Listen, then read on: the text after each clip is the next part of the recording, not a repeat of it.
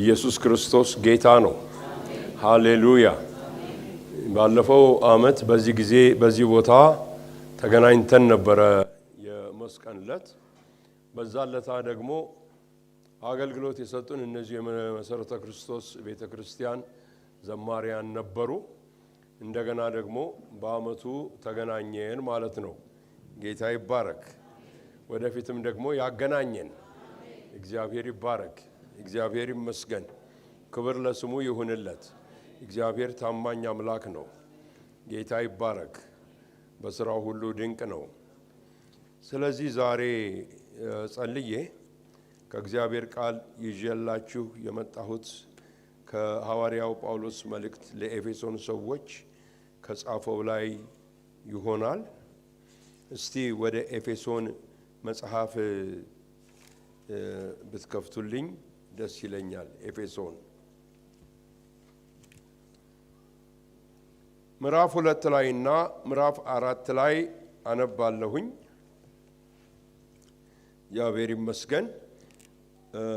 ምዕራፍ 2 ላይ ከቁጥር 1 እንጀምርና እስከ 10 ያለውን እናነብና ኤፌሶን 4 ላይ ሄደን በጣም አጭር ጥቅስ ደግሞ ዋና ቁልፍ የሆነውን የመልእክቴ ሐሳብ ርዕስ የሆነውን እናነባለን። ኤፌሶን 2 ቁጥር 1 ላይ ምን ይላል? በበደላችሁና በኃጢአታችሁ ሙታን ነበራችሁ፣ በእነርሱም በዚህ ዓለም እንዳለው ኑሮ በማይታዘዙትም ልጆች ላይ አሁን ለሚሠራው መንፈስ አለቃ እንደሆነው በአየር ላይ ሥልጣን እንዳለው አለቃ ፈቃድ በፊት ተመላለሳችሁባቸው። በእነዚህም ልጆች መካከል እኛ ሁላችን ደግሞ የሥጋችንን የልቦናችንን ፈቃድ እያደረግን በሥጋችን ምኞት በፊት እንኖር ነበርን። እንደ ሌሎችም ደግሞ ከፍጥረታችን የቁጣ ልጆች ነበርን። ነገር ግን እግዚአብሔር በምሕረቱ ባለጠጋ ስለሆነ ከወደደን ከትልቅ ፍቅሩ የተነሳ በበደላችን ሙታን እንኳን በሆነን ጊዜ ከክርስቶስ ጋር ሕይወትን ሰጠን። በጸጋ ድናችኋልና በሚመጡ ዘመናትም በክርስቶስ ኢየሱስ ለእኛ ባለው ቸርነት ከሁሉ የሚበልጠውን የጸጋውን ባለጠግነት ያሳይ ዘንድ ከእርሱ ጋር አስነሳን። በክርስቶስ ኢየሱስም በሰማያዊ ስፍራ ከእርሱ ጋር አስቀመጠን። ጸጋው በእምነት አድኗችኋልና ይህም የእግዚአብሔር ስጦታ ነው እንጂ ከእናንተ አይደለም፣ ማንም እንዳይመካ ከሥራ አይደለም። እኛ ፍጥረቱ ነንና እንመላለስበት ዘንድ እግዚአብሔር አስቀድሞ ያዘጋጀውን መልካሙን ሥራ ለማድረግ በክርስቶስ ኢየሱስ ተፈጠርን ይላል። ምዕራፍ 4 ላይ ሄደን እናነባለን። ከቁጥር 1 እስከ 3 ያለውን ከዛ እንጸልያለን። እንግዲህ በጌታ እስር የሆኑ እኔ በተጠራችሁበት መጠራታችሁ እንደሚገባ ትመላለሱ ዘንድ እለምናችኋለሁ። በትሕትና ሁሉና በየዋህነት በትዕግሥትም እርስ በርሳችሁ በፍቅር ታገሱ። በሰላም ማሰሪያም የመንፈስን አንድነት ለመጠበቅ ትጉ። በተጠራችሁበት መጠራታችሁ እንደሚገባ ተመላለሱ የሚል ይሆናል። እንግዲህ የመልእክቱ ሐሳብ ጌታ ባርኮት እንዲሰጠን እንጸልያለን። ዘላለማዊና ጻድቅ የሆንክ እግዚአብሔር አባታችን ሆይ እንባርከሃለን። ዛሬ ማለዳ ጠዋት ፈቀድክልንና በዚህ ተገኘን። ጌታ እግዚአብሔር ሆይ አሁንም ደግሞ ዝማሪያችንን እንደባረከው ሁሉ ቃልህንም ለመባረክ እጅህን ዘርጋ። የተገለጠ የቃልህንም ዕውቀት ሊገልጽ የሚችለው መንፈስ ቅዱስን አፍስልን። በቃልህና በሕዝብ መካከል የሚቆም እግዚአብሔር ሆይ አንዳች ክፉ የሆነ ከሥጋም ይሁን ከጨለማው ዓለም ይሁን በጌታ በኢየሱስ ስም የተገሰጸ ይሁን። በመድኃኒታችን በኢየሱስ ስም ክፉ የሆነው ሁሉ የተነሳ ይሁን። አባት ሆይ አሁን ይሄንን መሠዊያ በክብር ደመና ሸፍነው። ሰማያት በላያችን ይከፈቱ። ከላይ እንደወረደ ቃልህን እንዲሁ መናገር እንድችል እንድትረዳኝ ማንነቴን ደካምነቴን ሁሉ ላንተ አሳልፌ እሰጣለሁ። ይህንንም ጉባኤ ላንተ እሰጣለሁ። በመድኃኒታችን በኢየሱስ ክርስቶስ ስም አሜን፣ አሜን፣ አሜን። ሃሌሉያ። እንግዲህ የመጠራት ወይንም በእግዚአብሔር ጥሪን በሚመለከት ጉዳይ ላይ እንመልከት ካልን በብሉይም ሆነ በአዲስ ኪዳን ሐሳቡ በጣም ሰፊ ሆኖ ተዘርግቶ እናየዋለን። ስለ መጠራት ስናስብ አእምሯችን ላይ መጀመሪያ ይመጣል ብዬ የምገምተው ሰው አብርሃም ነው። አብርሃም መልካም ምሳሌያችን ነው። አብርሃም ገና እግዚአብሔርን ሳያውቀው በባቢሎን ኡር በሚኖርበት ጊዜ እግዚአብሔር አምላክ አብርሃምን ሄዶ ፈልጎ አግኝቶ ጠራው። ሃሌሉያ። በዛም ላይ በቃሉ ላይ ተገልጾ እንደምንመለከተው ከዘመዶችህ፣ ከወገኖችህ፣ ከወዳጆችህ፣ ከቤተሰብህ ተለይተህ እኔ ወደማሳየ አገር ውጣ ብሎ እግዚአብሔር ሲናገረው እንመለከታለን። ይሄ የአብርሃም ጥሪ ሁለት ነገሮችን ያንጸባርቃል። ሁለት መንታ ሐሳቦችን የያዘ ነው፣ ትልልቅ ሐሳቦችን። አንደኛው መቼም በባቢሎን ከኖረ በዛን ጊዜ አብርሃም ጣዖት አምላኪ ነበረ። ጣዖትን የሚያመልክ ሰው ነበረ። ስለዚህ እግዚአብሔር አምላክ ለዚህ ሰው ቸርነት አደረገውና መረጠውና እግዚአብሔር ራሱን ሊገልጽለት ስለወደደ ይሄን ጣዖት አምላኪን ሰው ጠራውና ከጣዖት አምላኪነት አንድ ብቸኛ የሆነውን እግዚአብሔርን ያህዌህ ተብሎ የሚጠራውን እንዲያመልክ አደረገው። ይሄ ሐሳብ ለአብርሃም ቀላል አልነበረም። ምክንያቱም በዛን ዘመን ብዙ ጣዖታቶች ነበሩና አንድ ብቻውን ሊመለክ የሚገባው እርሱ እግዚአብሔር ነው የሚለውን ሐሳብ ለመቀበል ለአብርሃም ወገኖች ሆይ እግዚአብሔር ስለረዳው ብቻ ነው ሊቀበለው የቻለው። ይሄ ቀላል እውነት አልነበረም። ተቀበለው። እግዚአብሔር ብቻውን አምላክ ነው አለ። እውነተኛ አምላክ የሰማይና የምድር ፈጣሪ እርሱ ነው ብሎ አብርሃም ይህንን ተቀበለ። እግዚአብሔር ራሱን አስተዋወቀው። እኛን በጌታ በኢየሱስ ክርስቶስ በኩል እግዚአብሔርን እንዳወቅነው እንዲሁ ደግሞ እግዚአብሔር አወቀው። ክብር ለስሙ ይሁንለት። አዎ ክብር ለስሙ ይሁንለት።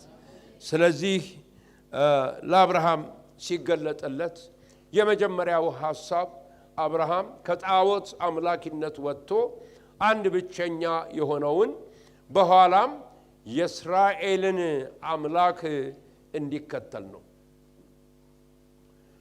ሁለተኛ ግን ሌላ ሐሳብ አለ። በዚህ የሚያቆም አይደለም። አብርሃምን ሲያወጣውና ሲጠራው ሌላ ሐሳብ እግዚአብሔር ነበረው። ሌላ ሐሳብ ነበረ። በእርሱ በኩል ሆኖ እግዚአብሔር ሕዝብን ነበረ የጠራው። እንደ ሰማይ ከዋክብት እንደ ምድር አሸዋ አበዛሃለሁ የሚለው ሐሳብ ለጊዜው ለአብርሃም ምን ያህል እንደገባው አላቅም። ነገር ግን እግዚአብሔር አምላክ ሕዝብን ነበር የጠራው። ይህ ከመጀመሪያውም የእግዚአብሔር ሐሳብ ነበረ። የእግዚአብሔርን ሐሳብ እንዲያገለግል ተጠራ። ሃሌሉያ። ልብ በሉ። የእግዚአብሔርን ሐሳብ እንዲያገለግልም ነበር የተጠራው። እንዲድን ብቻ አይደለም፣ ዛሬ በሚገባን ቋንቋ እንዲለወጥ ብቻ አይደለም፣ ከጣዖት ወጥቶ አንድ ብቸኛ የሆነውን እግዚአብሔርን እንዲከተለው ብቻ አይደለም። ነገር ግን የእግዚአብሔር ሐሳብ ሕዝብን ወገንን በእርሱ በኩል አድርጎ እንዲጠራ ስለፈለገ ነው። አብርሃም ይሄን ለመረዳት ያን ጊዜ ጭንቅላቱ አይችለውም። ምክንያቱም እነዚህ እንደ ሰማይ ከዋክብት የሚበዙት ሕዝቦች ምን አይነት ሕዝቦች ናቸው? እግዚአብሔር በአብርሃም በኩል አደረገና እኔና እናንተን ሁሉ ተመልክቶን ነበረ። ሃሌሉያ! የአብርሃም ልጆች ነንና ይህ ለአብርሃም ለመረዳት አስቸጋሪ ነበረ። ነገር ግን እግዚአብሔር አምላክ ዘላለማዊ የሆነ ሐሳቡን በሱ በኩል እንዲፈጽም ጠርቶት ነበረ። እግዚአብሔር የተመሰገነ ይሁን። ወደዚህ ወደ ኤፌሶን አሁን ስንመጣና ስንመለከት በተጠራችሁበት ጥሪያችሁ እንደሚገባ ተመላለሱ ብሎ የእግዚአብሔር የአምላካችን ቃል ይናገራል። ሐዋርያው ጳውሎስ ይሄንን በሚነግረን ጊዜ ይሄንን ሐሳብ በሚያስተላልፍልን ጊዜ ስለ መጠራታችን ያለውን ምስጢር እንድናቅ እንድንረዳም ፈልጓል።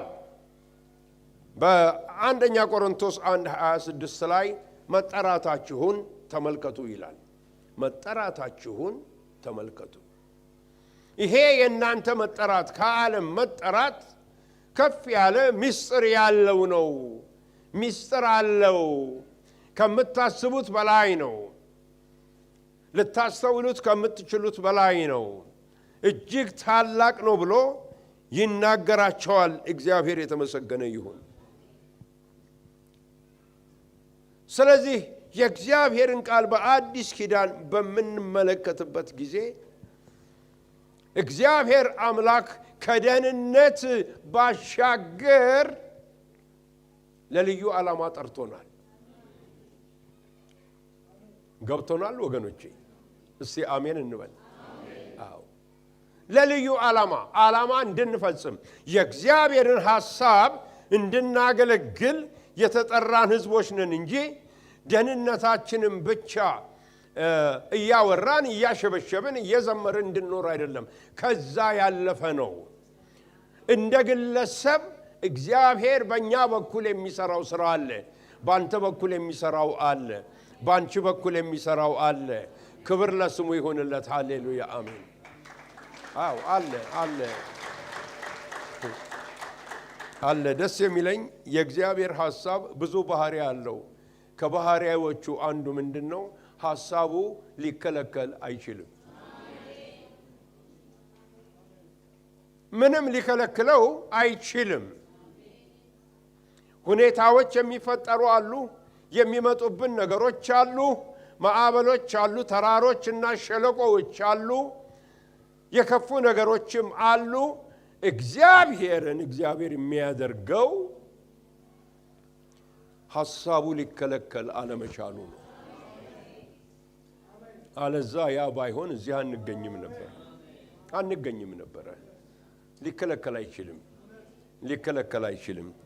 ክብር ለስሙ ይሁን።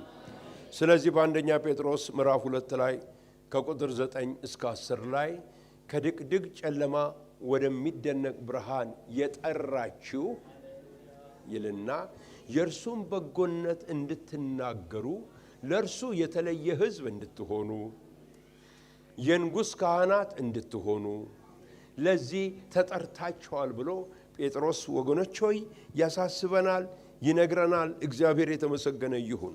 ሃሌሉያ። እዚህ በምዕራፍ 2 ላይ ቁጥር 10 ላይ ያለውን ጥቅስ ምናልባት ልብ ብላችሁ ትመለከቱት ይሁን አልተመለከታችሁት አላቅም። እሷ ጥቅስ ኃይለኛ ሐሳብ ይዛለች። ምን ይላል? እግዚአብሔር አስቀድሞ ያዘጋጀውን መልካሙን ሥራ ለማድረግ በክርስቶስ ኢየሱስ ተፈጠርን ይላል። አስቀድሞ ያዘጋጀውን አስቀድሞ እንዲሰራ የፈለገውን ሥራ እንዲሰራ በክርስቶስ ኢየሱስ አዲስ ልደትን ሰጠን ነው የሚለው ጳውሎስ። ጌታ የተባረከ ይሁን።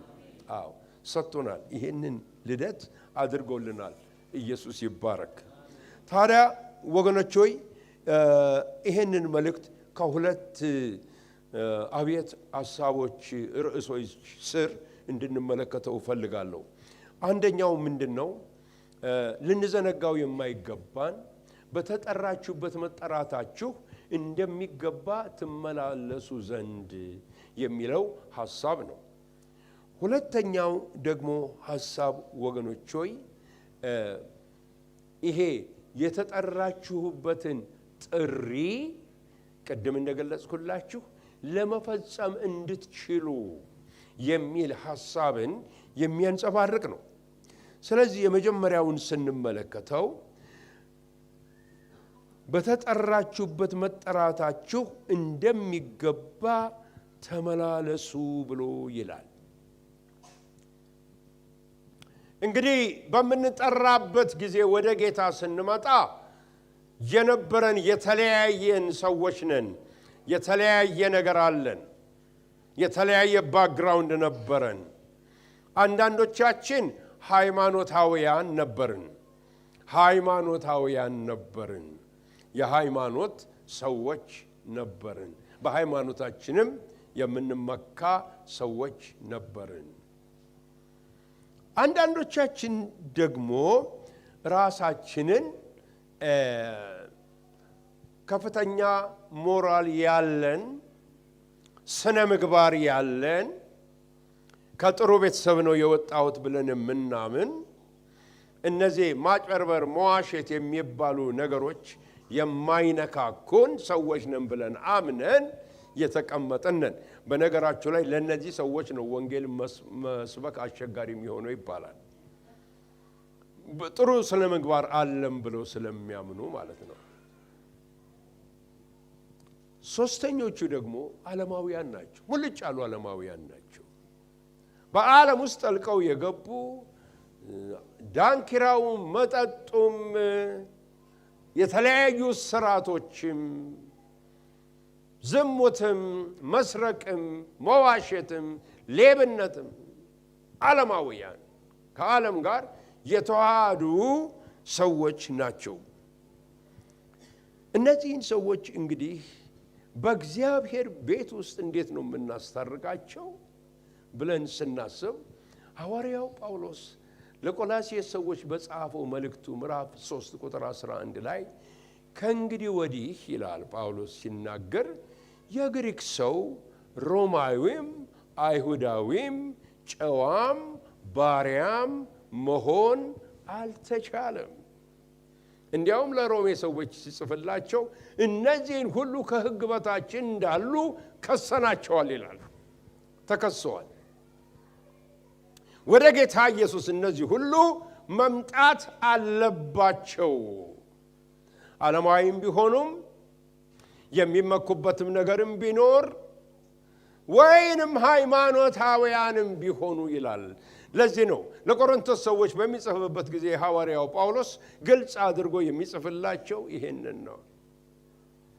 በመጀመሪያ መልእክቱ ላይ በምዕራፍ 1 ላይ በሚገልጽበት ጊዜ ጳውሎስ መቼም አይሁድ ምልክትን ይለምናሉ፣ የግሪክ ሰዎችም ጥበብን ይሻሉ፣ እኛ ግን የተሰቀለውን ክርስቶስን እንሰብካለን አለ። የቆሮንቶስ ቤተ ክርስቲያን የተቀያየጠ ሕዝብ የነበረባት ናት ይባላል። ከነዚህም ሕዝቦች መካከል አንደኞቹ ሮማውያን ነበሩ። ሮማውያን በተለይ ወደ ጡረታ የወጡ ሮማውያን ታላላቅ መሪዎች ክርስቲያን የነበሩ ገብተውባት ነበር ይባላል። ከተማዋ በጣም ለጡረተኞች የምትመች ነበር ይባላል። ሁለተኞቹ እዛ ውስጥ የነበሩ የግሪክ ሰዎች ናቸው፣ ጥበበኞች ናቸው። ሶስተኞቹ ደግሞ አይሁዳውያን ናቸው። እነዚህ በአንድ ጉባኤ ውስጥ በሚሆኑበት ጊዜ ስጋውያን ነበሩ፣ ጌታን ያገኙ እንጂ ካርናል ክርስቲያንስ የሚባሉ ስጋውያን የነበሩ ናቸው። ስለዚህ ሁላቸውም ባንዲራቸውን ያውለበልባሉ። ግሪኮች ሮማውያንን አይተው እነዚህ ከመግደል ሌላ ጉዳይ የሌላቸው ሰይፍ መምዘዝ ነው እንጂ ምን ያውቃሉ? ዕውቀት፣ ጥበብ የጠለቀው ነገር እኛ ጋር ነው ያለው ብለው ሮማውያንን ይንቋቸዋል። ሮማውያን ደግሞ እኛማ ማን ሊነካን ይችላል? we are super power ትልቆች ነን ሊነካን የሚችል ማንም የለም ብለው ይላሉ። አይሁዳውያን አንድ ሃይማኖት ናት ያለችው፣ አይሁዳዊነት ነው። ከአይሁዳዊነት ሌላ ቁልፉ እኛ ጋር ነው ያለው፣ መግባት አትችልም ብለው ይሉ ነበር። ሐዋርያው ጳውሎስ እነዚህን ሁሉ ሶስቱን ይጠቀልልና በአንድ ስፍራ ያስቀምጣቸዋል። መቼም አይሁድ ምልክትን ይሻሉ፣ የግሪክ ሰዎች ጥበብን ይሻሉ፣ እኛ ግን የተሰቀለውን ክርስቶስን እንሰብካለን። ሁሉን አመጣና ከመስቀሉ ስር ቁጭ ያደረጋቸው። ወገኖች ሆይ እኛ የተለያየንም ቢሆን ከዛም በላይ እንደው የምናውለበልበውም ነገር ቢሆን፣ ብሔራችን ቢሆን፣ ትምህርታችን ቢሆን፣ በባንክ ያለን ገንዘብ ቢሆን፣ ሌላም ቢሆን ሁላችንንም ጥቅልል አድርጎ መስቀሉ ይዞናል። ሃሌሉያ አሜን። ከበለሱ ሃሌሉያ። ይሄ ነው መቼም ጨዋ ሰው መሆንም አልተቻለም ማለት ፍሪ ሜን ይለዋል እንግሊዘኛው መጽሐፍ ቅዱስ። ባርነት ያልነካቸው ለማለት ነው። እነዛ ባሮች አሉ፣ እኛ አልነካንም፣ ከባርነቱ በኩል የለንበትም የሚሉ ሰዎች ነበሩ። ሃሌሉያ እግዚአብሔር የተመሰገነ ይሁን። ስለዚህ ወገኖች ሆይ እናንተ ሁሉ እንዴት እንደሚገባችሁ ትመላለሱ ዘንድ እንደሚገባችሁ መመላለስ እንደሚገባን በጌታ እንድንመላለስ ያስፈልገናል ብሎ ሐዋርያው ይናገራል። ይህንንም ለማድረግ ብዙ ነገሮችንም መጥቀስ ቢቻል ሶስት ነገሮችን ልጥቀስ። አንደኛው ምን መሰላችሁ? እንዴት አድርጌ እንደምራመድ አላውቅም፣ ብዙ አይነት ነገሮች በህይወቴ ላይ አሉ ብለን ራሳችንንም የምንኮንንበት ነገር አለ።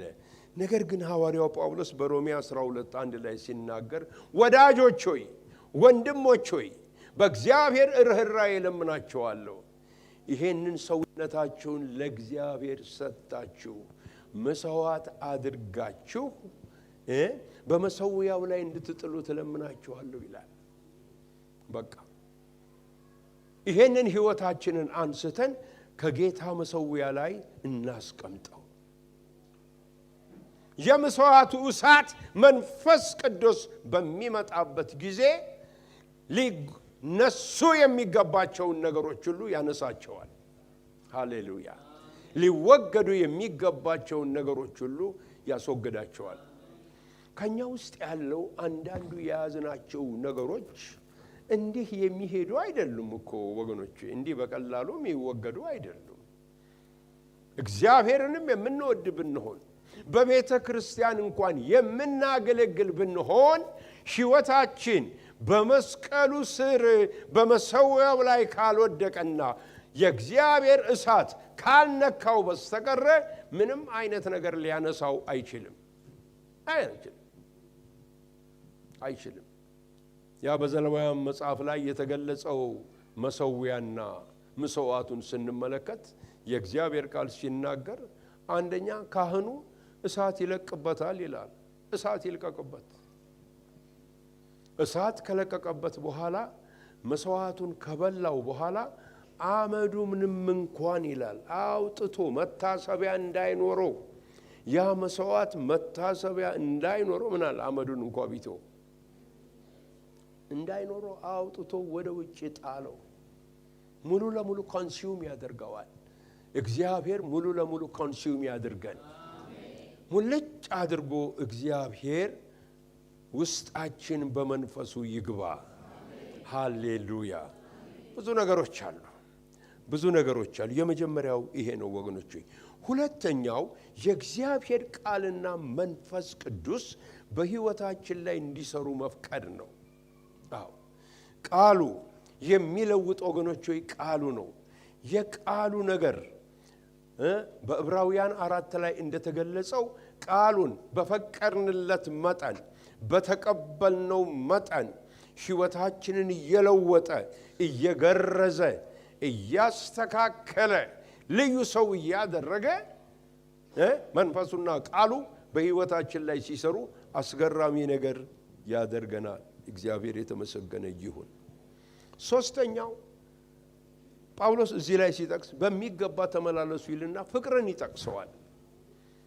ይጠቅሰዋል። ፍቅር የሕግ ፍጻሜ ነው ይላል ሐዋርያው ጳውሎስ። ሁሉ ነገሮች የተዘረዘሩት ነገሮች ፍሬዎች ሁሉ ፍቅር ውስጥ ይገባሉ። ሰሞኑን በቤተ ክርስቲያናችን ለ2 ሳምንት በእግዚአብሔር ዕውቀት ስለመሞላት እናገር ነበር። ብዙ አይነት ዕውቀት አለ፣ የእግዚአብሔር ዕውቀት ብዙ አይነት ዕውቀት አለ እያልን ነበር።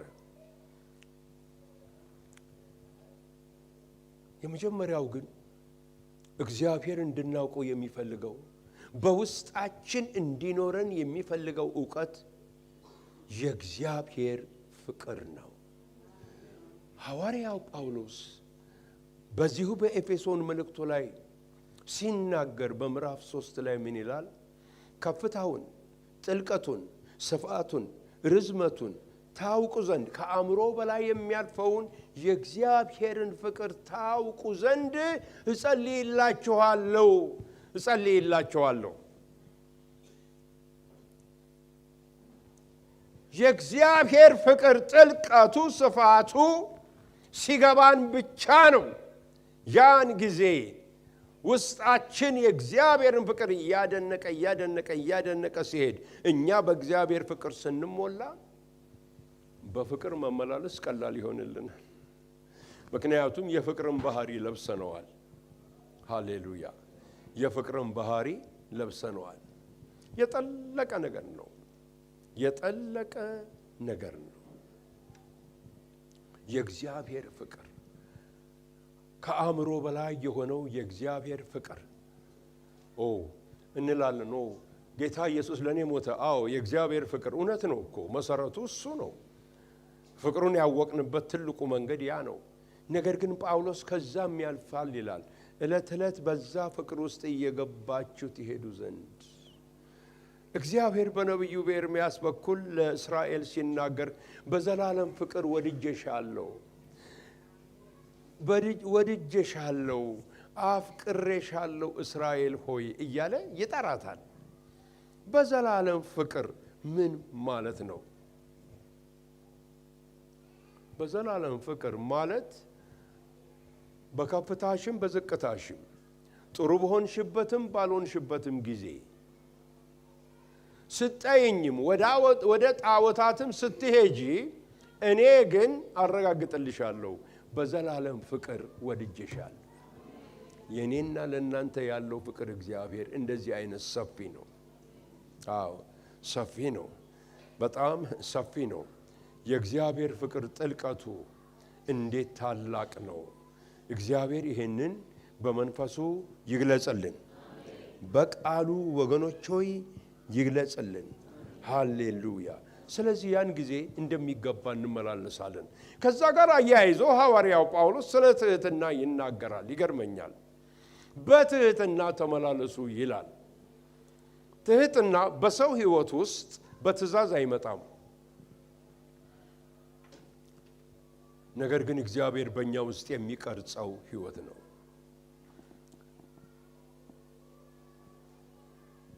ትህትና የልብ ነገር ነው።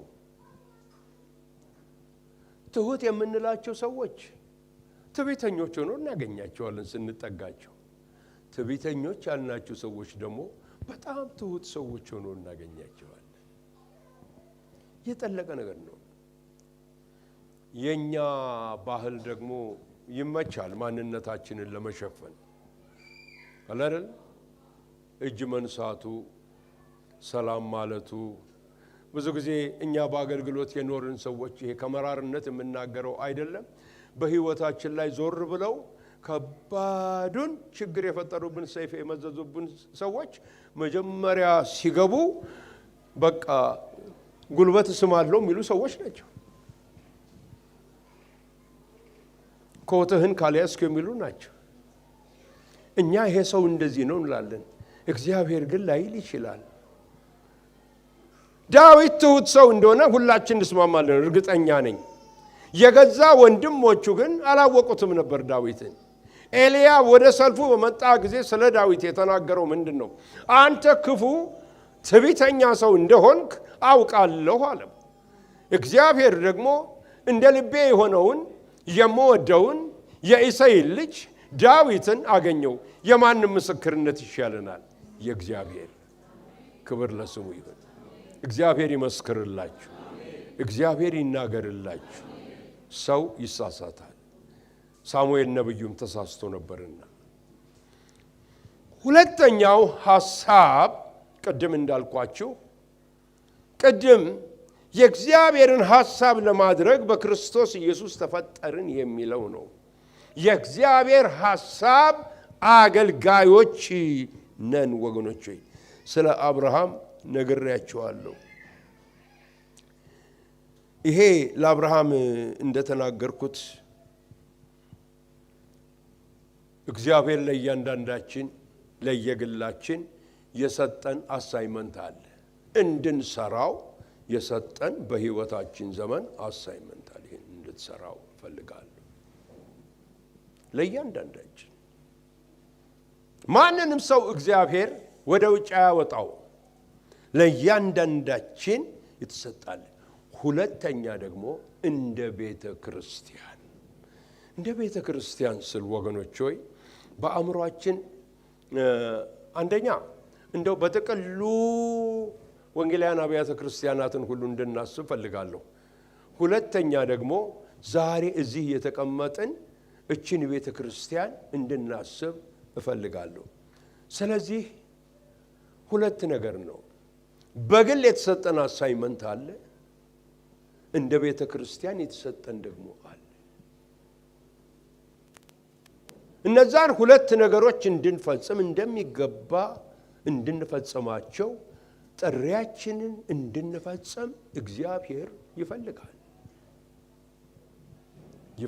እግዚአብሔር እንዴት ይፈልጋል? እግዚአብሔር እንደ ቤተሰብ ለቤተሰብ የሰጠው ኃላፊነት አለ። ይሄን ያልኩበት ምክንያት አለኝ።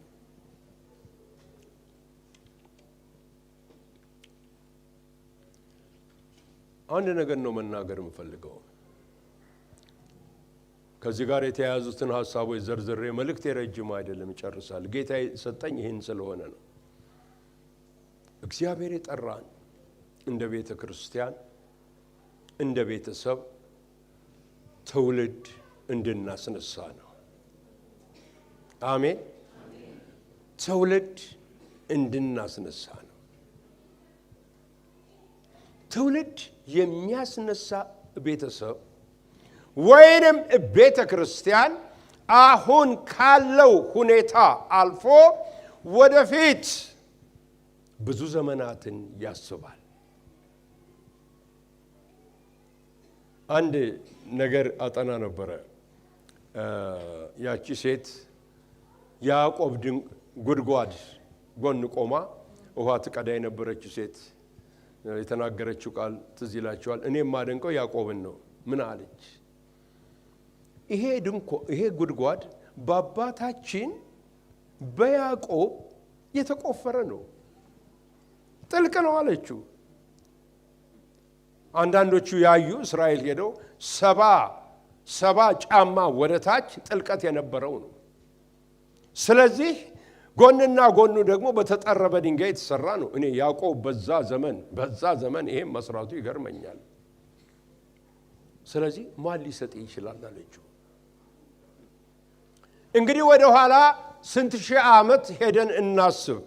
ያዕቆብ ያንን ጉድጓድ ሲሰራ የራሱን ትውልድ ብቻ አይደለም ያስበው፣ ወደፊት ሊመጣ ያለውንም ትውልድ አስቦ ነው። በኋላ ያ ጉድጓድ የኢየሱስ ክርስቶስ ፑልፒት ሆነ። እግዚአብሔር ይመስገን። የኢየሱስ ክርስቶስ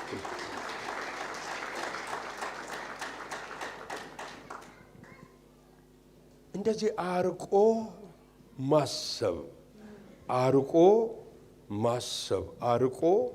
ማሰብ እኔ ዛሬ ሆኗል ነገራችን። እኔ ከሞትኩ ሰርዶ አይብቀል ሆነ የኛው ጉዳይ። የሚከፈለውን ዋጋ ከፍዬ አረ ለራሴም ልጆች ስል ለልጅ ልጆቼም ስል ከነርሱም በኋላ ለሚወለዱት ለዘሮቼ ስል ብለን እንኳን ማሰብ ተስኖናል።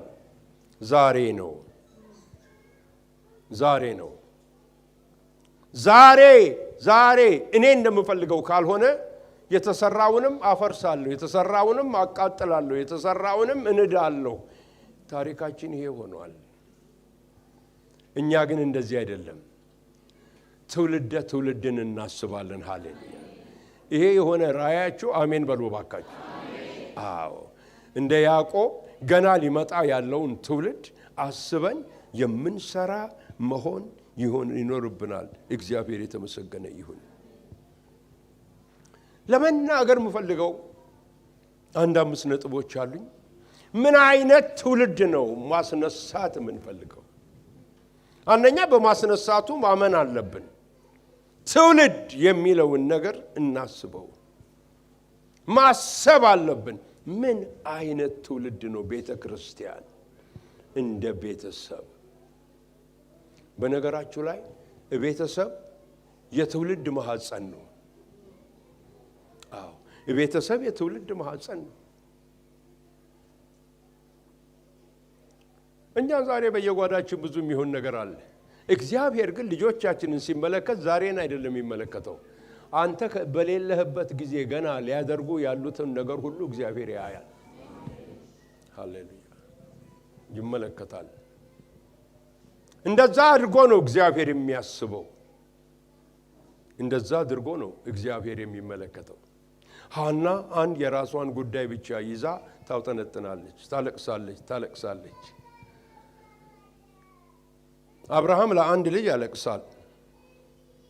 የሚገርማችሁ ነገር አብርሃም ወደ ፍልስጤም ንጉሥ በሄደ ጊዜ ወደ አቤሜሌክ የሱን ቤተሰብ ባረካቸው ይላል። መካን የሆኑ ሴቶች ሁሉ ወለዱ ይላል። ጸልዮ ሌሎች እንዲወልዱ መሳሪያ የሆነ ሰው እዚህ እሱ ጋር ደግሞ አንድ ልጅ ስጠኝ እያለ ያለቅሳል። እንዴት አይነት ነገር ነው? አንድ ልጅ ካልሰጠህም ብሎ ያለቅሳል። ሐና የራሷን ጉዳይ ነበር የምትለው። እግዚአብሔር ግን ሊመጣ ያለውን ልጅ ያውቀዋል። ሲያስብ ግን ትውልድን ነው ያሰበው። ታላቁን ነብይ ነው ያሰበው። ሳሙኤልን ነው ያሰበው። እግዚአብሔር እንዲሁ ያደርግልን፣ እንዲሁ ይፈጽምልን፣ እንዲሁ ያከናውንልን። እስቲ አንዴ በእጆቻችሁ ክብር ስጡት ለዚህ ጌታ። ሃሌሉያ ሃሌሉያ ሃሌሉያ። ስለዚህ ምን አይነት ትውልድ ነው የምናስነሳው የሚለው ወገኖች ሆይ፣ አንደኛው ወገኖች ሆይ እግዚአብሔርን የሚያውቅ ትውልድ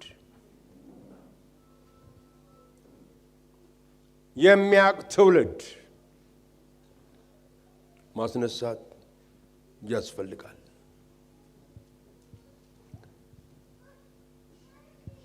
ለቆላስይስ ሰዎች ምዕራፍ 1 ላይ ሐዋርያው ጳውሎስ ሰሞኑን እኛ የተማርነው ትምህርት በእግዚአብሔር ዕውቀት ትሞሉ ዘንድ ጸልይላችኋለሁ አለ። ይሄ ነው ጸሎቴ፣ ይሄ ነው ልመናዬ ለእናንተ፣ በእግዚአብሔር ዕውቀት ትሞሉ ዘንድ። እግዚአብሔርን የማያውቅ ትውልድ ከማያውቅ ትውልድ እግዚአብሔር ይጠብቀን። አሜን። እግዚአብሔርን ከማይፈራ ትውልድ እግዚአብሔር ይጠብቀን። አዎ ይጠብቀን፣ ይሰውረን። ከባድ ኃላፊነት ነው ያለብን። ከባድ ኃላፊነት ነው ያለብን ቤታችን ውስጥ። ከባድ ኃላፊነት ነው ያለብን ቤተ ክርስቲያን ውስጥ። ወገኖች ሆይ ወጣቶች ሰንዴ ስኩል ላይ የምናደርገው ኢንቨስትመንት ሁሉ ኢት ወርዝት ጥቅም አለው፣ ይሰራል፣ ውጤታማ ነው። እግዚአብሔር የተመሰገነ ይሁን። አናውቀው ይሆናል፣ ነገር ግን የሚሰራ ነው። እግዚአብሔርን የሚያውቅ እግዚአብሔርን የሚፈራ ትውልድ። አንዳንድ የይሁዳ ነገስታት ጥሩ ስራ አልሰሩም። እነሱ ልክ እንደሄዱ የሚተካው ልጃቸው ጣዖት አምላኪ ይሆናል። አንዳንዴ ጣዖት አምላኪ በጣም ያሳዝን ነበር። እንደዚህ አይነት ነገር ይፈጸምና ይሆን ነበር። እግዚአብሔር ከዛ ወገኖች ይጠብቀን። ሁለተኛው ወገኖች ሆይ በኢያሱ መጽሐፍ ላይ እንደተጻፈው የተገረዘ ትውልድ፣ መገረዝን የሚያውቅ ትውልድ። ብዙ ጊዜ ከአገልጋዮች ጋር ይህንን እጠቅሰዋለሁኝ፣ እናገረዋለሁ። ከሙሴ ጋር የነበረው ትውልድ አመፀኛ፣ አንገተ ደንዳና። ከሙሴ የተቀባ ማን አለ? ታላቁን የእግዚአብሔር ሰው የሚያስለቅሱ የሚያስመርሩ አድመኞች ነበሩ።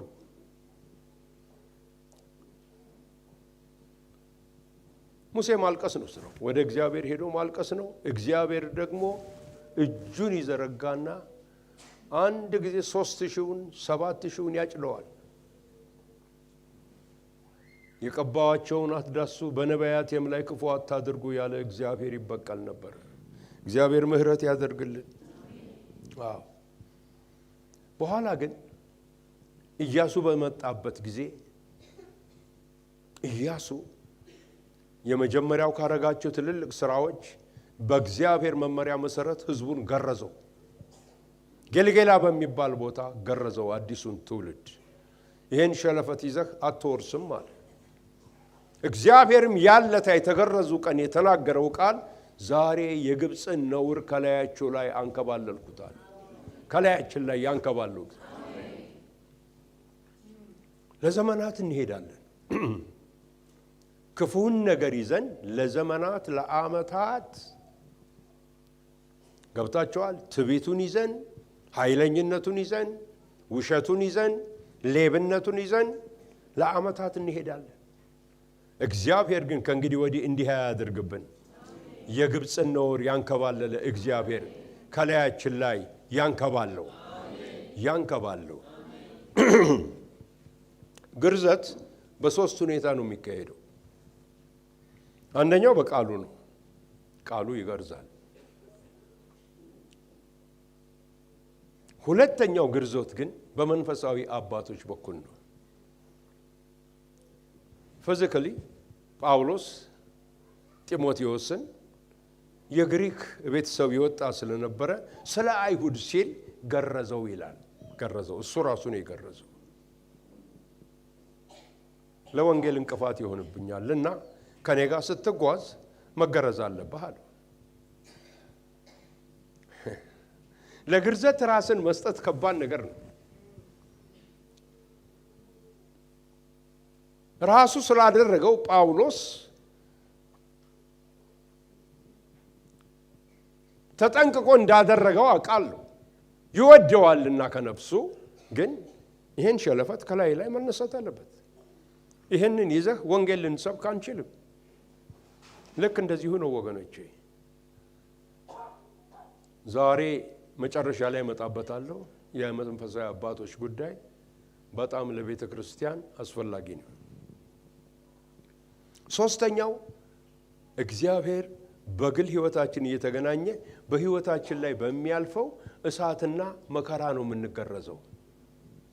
ከባድ የሆኑ ነገሮች እግዚአብሔር በህይወታችን ላይ እንዲሆን ይፈቅዳል። በእኔ ህይወት ውስጥ ሆነዋል ከባድ የሆኑ ነገሮች ከድሮ ጀምሮ። አንዳንዶቹ ተስፋ የሚያስቆርጡ ናቸው። ወንጌል ጥሎ የሚያስበርር ነው። ነገር ግን እግዚአብሔር አለ አይ እንድትጠፋ እኮ አይደለም፣ እንድትገረዝ ነው። እንድትሸሽ አይደለም፣ የተሻልክ አገልጋይ ሆነህ እንድትወጣ ነው። አንጠፋም አለ። መከራ መጥቶ አያጠፋንም አለ ጳውሎስ። ነገር ግን የተሻለን አገልጋዮች እንድንሆን ያደርገናል። ዛሬ በመከራ ውስጥ የምታልፉ እህቶቼና ወንድሞቼ ልንገራችሁ፣ ለሞት አይደለም፣ ለጥፋት አይደለም፣ የተሻላችሁ ሆናችሁ ከብራችሁ እንድትወጡ ነው። እግዚአብሔር ይባርካችሁ። ውብ ሆናችሁ ነው የምትወጡት። ውብ ሆናችሁ ነው የምትወጡት። አብርታችሁ ነው የምትወጡት። ተገርዛችሁ ነው የምትወጡት። እግዚአብሔር ያድርግልኝ የምትሉ አሜን በሉ። አዎ ለጊዜና ለወቅቱ ቀላልም ባይሆን ነገር ግን ለጥፋት አይደለም። ለጥፋት አይደለም። አዎ ለጥፋት አይደለም። ኢዮብ ያ ሁሉ መዓትና መከራ በላዩ ላይ ወረደበት። እግዚአብሔር የሚገርም ነገር ነው እኮ። የእግዚአብሔር ልጆች በተሰበሰቡበት ጊዜ ሰይጣንም አብሮ መጣ ይላል። ተስተካክሎ መጣ። እግዚአብሔርም ጠየቀው፣ ከየት መጣህ አለው። ምድርን ዞርኳት አለ፣ አየኋት አለ። ለመሆኑ እንዴት ነው ባሪያዬን ኢዮብን አየኸውን? እንዴ አይቼዋለሁ። እሱማ ሁሉን ጋረድክለት አለው። መከራውን ጋረድክለት፣ ፈተናውን ጋረድክለት። እጅግ ጻድቅ ሰው ነው አትበለኝ አይነት ነገር ነው እግዚአብሔር ሊለው የሚፈልገው። እንግዲያው በነፍሱ እንዳትመጣ፣ በህይወቱ እንዳትመጣ ሌላውን ሁሉ ምድራዊ ነገር የሆነውን ነገር ሁሉ ታያለህ። ኢዮብን በኢዮብ እወራረዳለሁ አይሰድበኝም። አቤት አቤት! ምን አይነት ኮንፊደንስ እግዚአብሔር በኢዮብ ቢኖረው እንደሆነ። እንደዚህ አይነት ሰው ያድርገን። በልጄ በከሌ እንዴት ታመናለሁ? እርሱ ይሄን አያደርግም። አሁን አንዳንድ ወላጆች ልጃቸው ሲከሰስ አያይ እሱ እኮ አያደርግም፣ ፍርድ ቤት እንሄዳለን እንጂ ልጄ አያደርግም። ይሄንን ያውቃለሁ፣ ልጄን አውቃታለሁ። ያውቃሉ፣ የሚያውቁትን ያውቃሉ። እንደዚህ ሆኖ ነው በእርሱ ተወራረደ። ያው መከራውን ብዙ ጊዜ ሰምተነዋል። ነገር ግን ኢዮብ ሲወጣ ከፊቱ ይልቅ የከበረ ሆኖ ነው የወጣው። ከፊቱ ይልቅ የከበረ ሰው ሆኖ ነው የወጣው። አሁንም ከፊት ይልቅ የከበራችሁ ሆናችሁ ትወጣላችሁ። አሜን በሉ ወገኖች። አዎ በመከራ ውስጥ ግርዘት አለ። ሶስተኛው ወገኖች ሆይ በጽድቅ የሚመላለስ ትውልድ ነው ማስነሳት ያለብን። አሁን ትኩረታችንና የምንሰጠውን ኤምፋሳይዝ ማስተካከል አለብን በቤተ ክርስቲያን።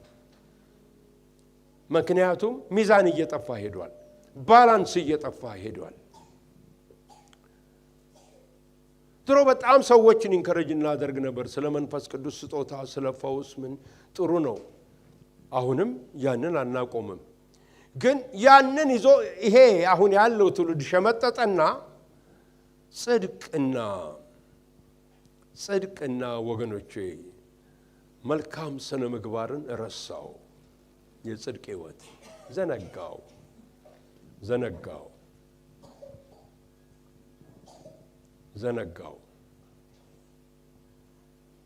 እንኳን እግዚአብሔር ታላቁ እኔ ትንሹ ምድር ያለው ታናሹ አገልጋይ ከብዶኛል፣ ነፍሴ ትጸየፈዋለች።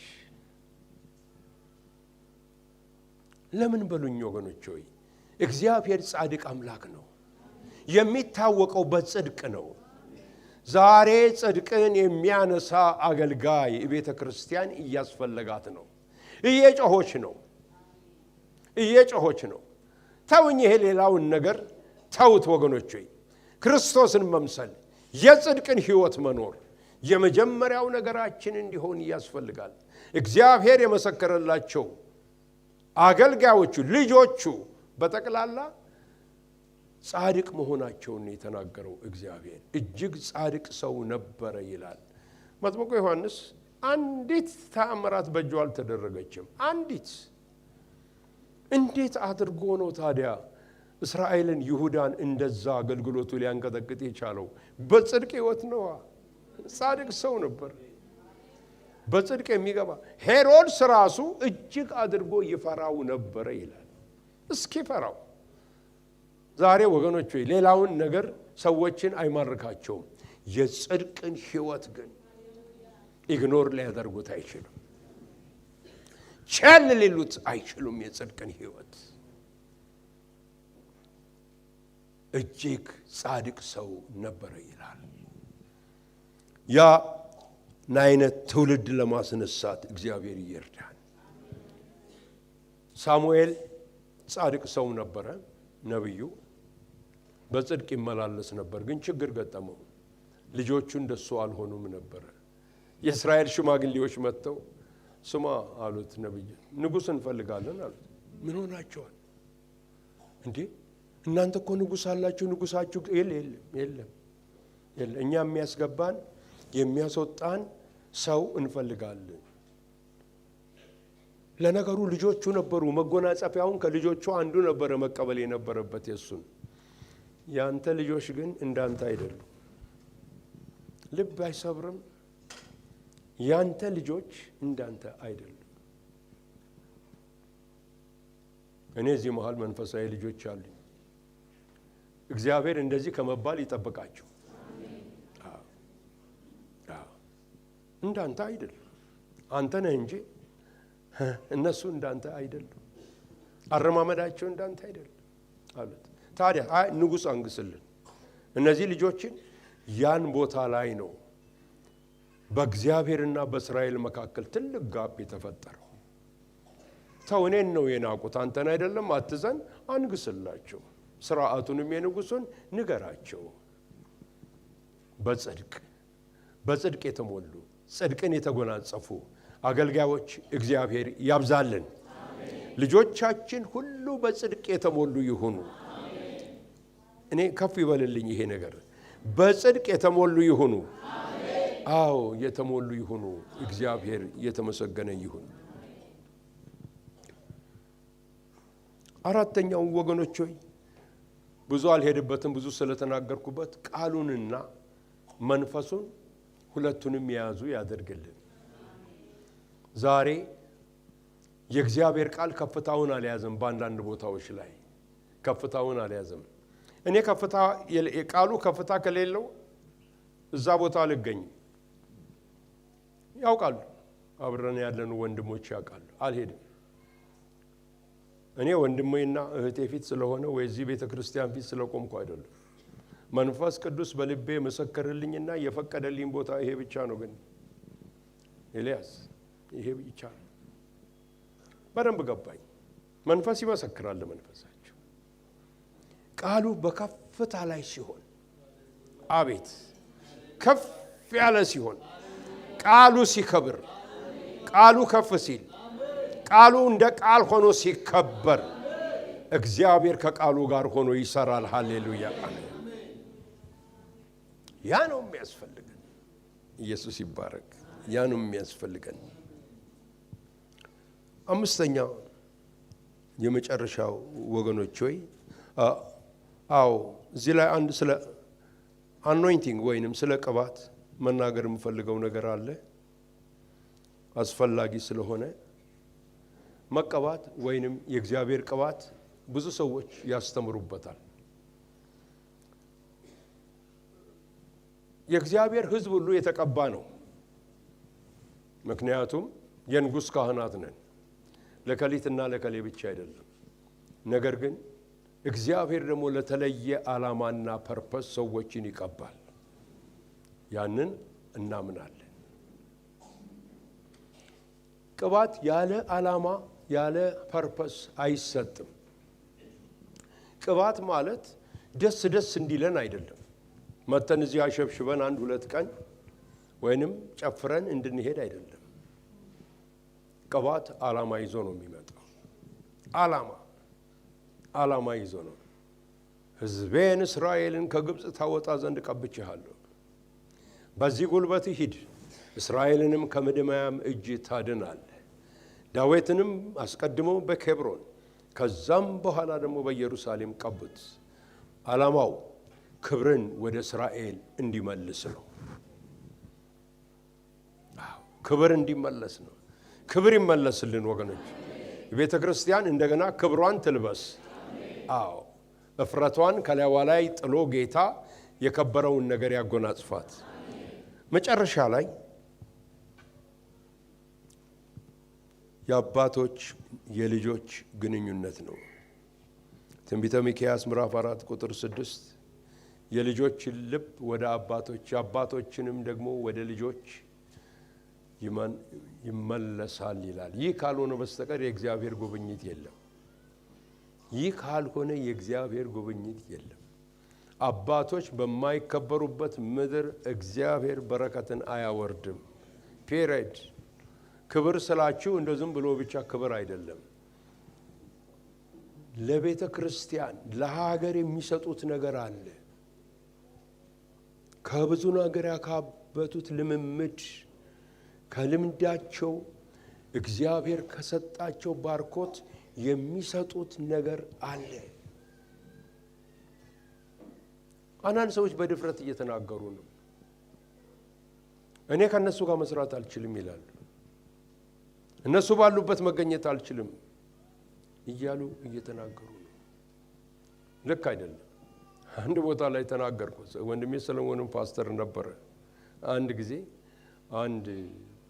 እኔ አይቼ አላቅም፣ ለምን እንዳየሁት አላቅም፣ ስሙን ግን አልጠቅስም። መድረክ ላይ ወጣ። አገልጋዩ ወጣት ነው። እንዴት ዘሎ ተወርውሮ እንደወጣ ልነግራቸው አልችልም። መቼም እኔ በወጣትነቴም እንደዛ ማድረግ አልችልም ነበር። ወጣና እንዲህ ጉባኤውን ቃኘውና እግዚአብሔርን የማመሰግነው ሁላችሁም ወጣቶች ናችሁ አለ። እኔ እንዲህ አልኩ፣ እንኳን እግዚአብሔር እዛ ቦታ አላስገኘኝ አልኩ። ገብቷችኋል? ግን ታውቃላችሁ በመንግስተ ሰማያት ስትመለከቱ በእግዚአብሔርና በበጉ ዙፋን ዙሪያ ያሉ 24 ሽማግሌዎች ናቸው። እግዚአብሔር ከሽማግሌዎች ውጪ በመንፈስም በአካል ብቻ አይደለም በመንፈስ ወደ ሸመገሉት እግዚአብሔር ይመለከታል። ቅባቱ መተላለፍ አለበት። ቅባቱ መሄድ አለበት። ቅባቱን የሚረከቡ መኖር አለባቸው። ስለዚህ አባቶች ልብ ወደ ልጆች በሀገር ደረጃ ጭምር እመኑኝ፣ አባቶች የማይደመጡበት አባቶች የማይሰሙበት ሀገር አይሆንም። መጽሐፍ ቅዱስ ከዳር እስከ ዳር ይህን ይነግራቸዋል። አዎ ወገኖች ሆይ እንግዲህ ቃሉ ይናገራል። እንደሚገባ እንድንመላለስ እግዚአብሔር ይርዳን። እግዚአብሔር ያግዘን። እግዚአብሔር ጉልበት ይሁነን። ሃሌሉያ! ክብርና ምስጋና፣ ታላቅነት፣ ዘላለማዊነት፣ ኃያልነት ለአምላካችንና ለጌታችን ይሁንልን። አሜን።